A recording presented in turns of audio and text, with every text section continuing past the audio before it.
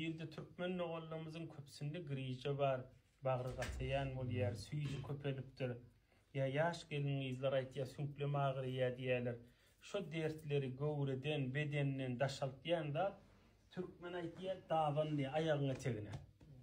Aýagyna tegine güne bir jegede künji ýag, ya zeytun ýag, ya gowrup ýag çalmar. Ol düşünün janymlar. Şonu edilmeýänseň süýjilen aýaklary ýara bolýar. Şonu edilmeýänseň köp kişi sümpleme agyrýar diýerler. Grijama diýerler ýa. Janyňyz sag bolsun, ýaş geliniz näme üçin paraliz tutmaly? Bedelleri gura paraliz tutýarlar.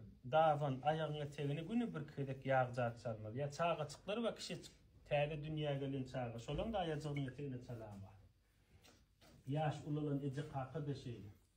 80 ýaşapdy, 90 ýaşapdy, aýagynyň etegine ýag zat çalmaly. Näme üçin aýagynyň etegine dawana ýag çalynýar?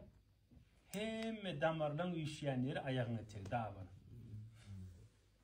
Dawanyňa ýag çalsaň, gözüň içindäki damarlar da gerek ýagyny şondan alýar. Düşündiňizmi canım? Dawanyňa ýag çalsaň, saçyň etegindäki damarlar da şoňa baryp geregini alýarlar. Ata-babalarymyz aýdypdyr, oňmasaň dawanyň oda tut diýipdir. Dawana ýag çalmak köp dertler daşaltýardyr. Janyňyz sag bolsun inşallah.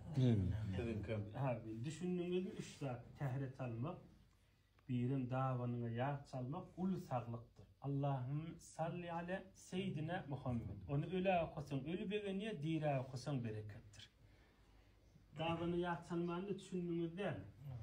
Yaşadık, uli, kiçi, gelin, kıyız hiç fark etmiyor da. Davanı, bismillah, kokarayın canım. Ne gör, ayağımda paket geyigli, paketin içi yağdan ne olma. Ya köp çalyak davanımıza mihman önüne dizimiz, bilimiz yağdamalı yani. Damar yumuşak dursa bedenine hiç dert caylaşıyanlardır. Damar uğrasa bedene dert caylaşıyanlar. Düşündünüz mü canım?